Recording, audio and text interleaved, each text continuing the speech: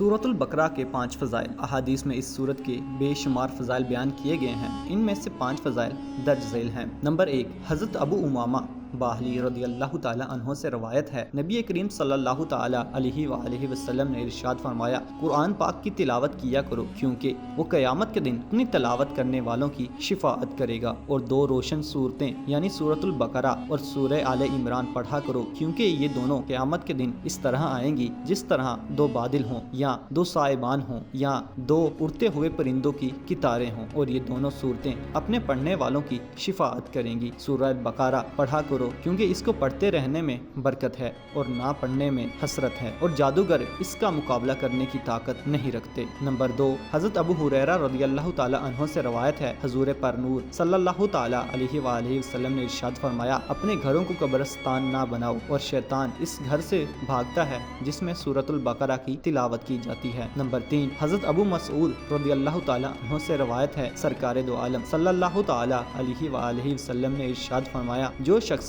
رات کو سورۃ البقرہ کی آخری 2 آیتیں پڑھ لے گا تو اسے ناگہانی مصائب سے کافی ہوگی۔ نمبر 4، حضرت ابو ہریرہ رضی اللہ تعالیٰ عنہ سے روایت ہے، حضور اقدس صلی اللہ تعالیٰ علیہ وآلہ وسلم نے ارشاد فرمایا، ہر چیز کی ایک بلندی ہے اور قرآن کی بلندی سورہ البقرہ ہے، اس میں ایک آیت ہے جو قرآن کریم کی تمام آیتوں کی سردار ہے، اور وہ آیت آیت الکرسی ہے۔ نمبر 5، حضرت سہیل بن سعد سعدی رضی اللہ تعالیٰ عنہ سے روایت ہے، حضور انور صلی اللہ تعالیٰ علیہ وآلہ وسلم نے ارشاد فرمایا، جس نے دن کے وقت اپنے گھر میں سورہ البقرہ کی تلاوت کی تو 3 دن تک شیطان اس گھر کے قریب نہیں آئے گا، اور جس نے رات کے وقت اپنے گھر میں سورہ البقرہ کی تلاوت کی تو 3 راتیں اس گھر میں شیطان داخل نہ ہوگا۔ جزاک اللہ۔